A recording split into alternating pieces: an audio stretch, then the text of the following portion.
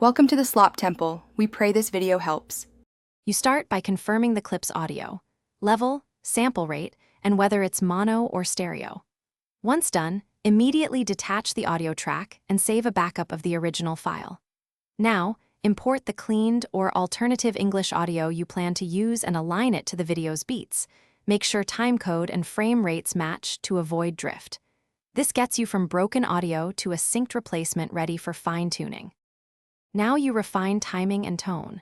You'll zoom the waveform and nudge clips so dialogue peaks line up within 2 frames. This prevents lip-sync errors. Next, apply noise reduction presets and tweak threshold and reduction until background hiss drops but voices stay natural. Then use a parametric EQ.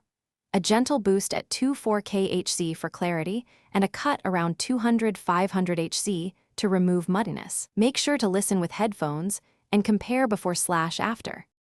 Finish by normalizing the track to about -3 dB LUFS so your short plays consistently across platforms. Once normalized, apply light compression, 2:1 ratio, fast attack and moderate release, to glue the voice without pumping.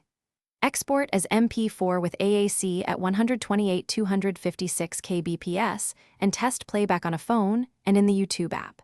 If audio still sounds off, check sample rate,